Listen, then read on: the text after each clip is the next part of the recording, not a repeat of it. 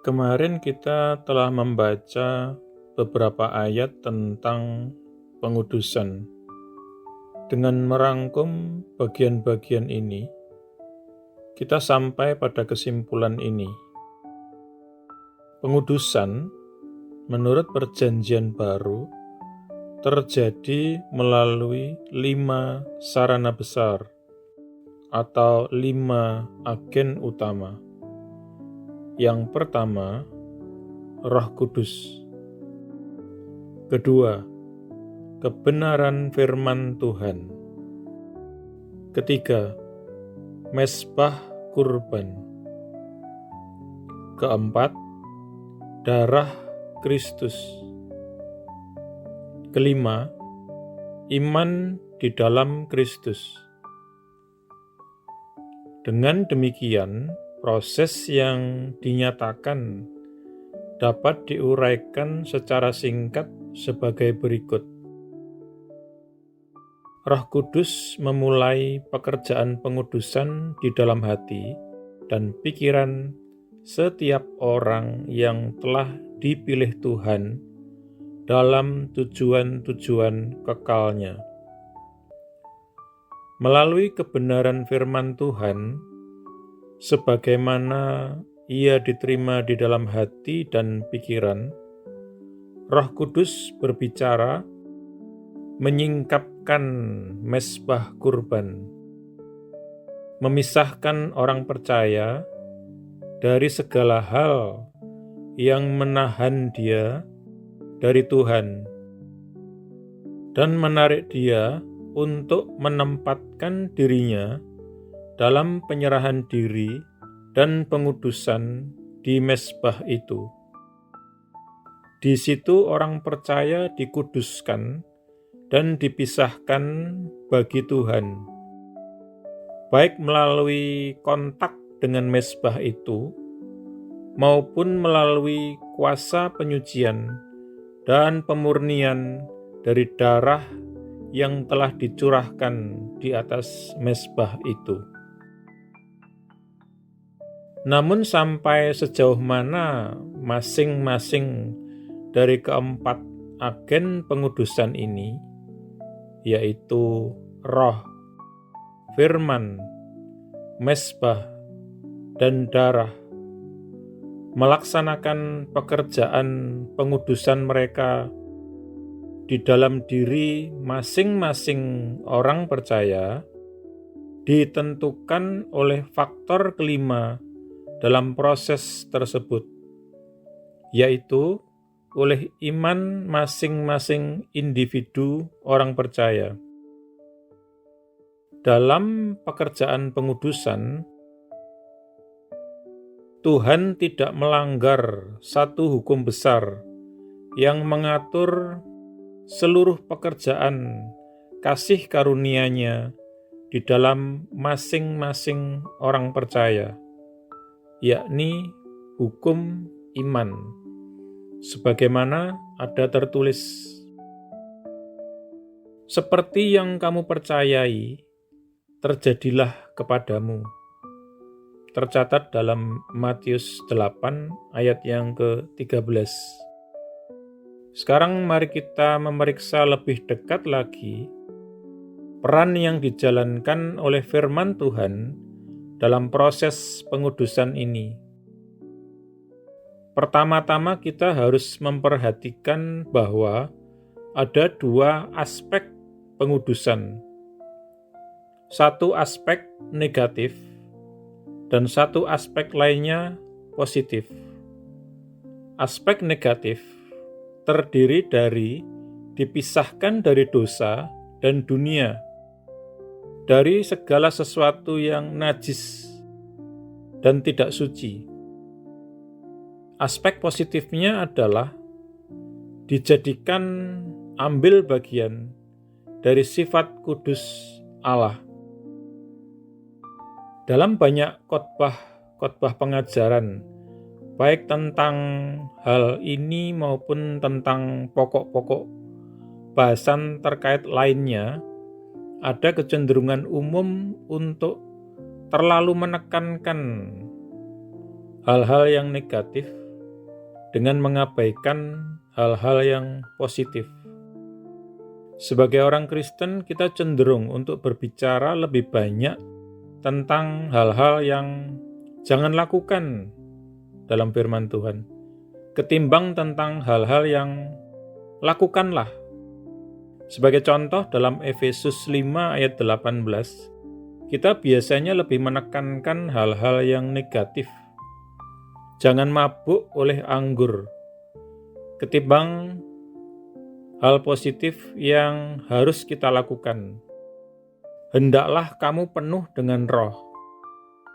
Akan tetapi ini adalah cara yang tidak akurat dan tidak seimbang untuk menyampaikan firman Tuhan. Mengenai kekudusan, kitab suci menjelaskan bahwa ini adalah sesuatu yang jauh lebih dari sekedar sikap negatif untuk menjauh dari dosa dan kenajisan. Sebagai contoh, dalam Ibrani 12 ayat yang ke-10, kita diberitahu bahwa Tuhan sebagai Bapa Surgawi menghajar kita, mendisiplinkan kita, mendidik kita, anak-anaknya, demi kebaikan kita, supaya kita dapat mengambil bagian atau menjadi mitra bagian dalam kekudusannya. Sekali lagi, dalam 1 Petrus 1 ayat 15 dan ke-16, kita dapat membaca, tetapi sama seperti Dia yang memanggil kamu adalah kudus, kamu pun juga harus menjadi kudus di dalam seluruh tingkah lakumu, karena ada tertulis, kuduslah kamu, sebab aku ini kudus. Kita melihat bahwa kekudusan adalah bagian dari sifat Tuhan yang kekal dan tidak berubah. Tuhan itu sudah kudus sebelum dosa masuk ke dalam alam semesta ini. Dan Tuhan masih akan tetap kudus ketika dosa, sekali lagi, telah dimusnahkan selamanya dari alam semesta. Kita sebagai umat Tuhan harus menjadi mitra bagian dari bagian sifat kekalnya ini. Pemisahan dari dosa, sama seperti penyucian dari dosa, adalah tahap dalam proses ini. Tetapi ini bukanlah keseluruhan proses. Hasil positif akhir yang Tuhan inginkan di dalam diri kita melampaui baik penyucian maupun pemisahan. Kita berdoa. Terima kasih Bapa, bahwa Engkau menolong aku dalam langkah-langkah awal penyucian dan pemisahan bagimu. Namun kemudian Engkau melangkah lebih jauh lagi. Engkau menguduskan aku melalui roh-Mu dan firman-Mu. Selain makanan sehari-hariku dari firman-Mu yang ada tertulis, Yesus, firman yang hidup di dalam hatiku, juga terus-menerus bekerja di dalam hidupku untuk pengudusanku. Terima kasih Tuhan. Amin.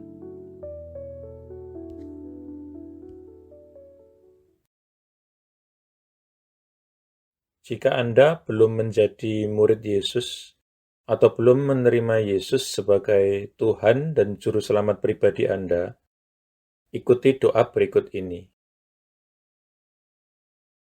Tuhan Yesus Kristus, aku percaya bahwa Engkau adalah anak Allah dan jalan satu-satunya menuju kepada Bapa, dan bahwa Engkau telah mati di kayu salib untuk dosa-dosa yang aku perbuat, dikuburkan, namun kemudian Engkau bangkit kembali dari antara orang mati, supaya aku dapat diampuni dan menerima hidup yang kekal.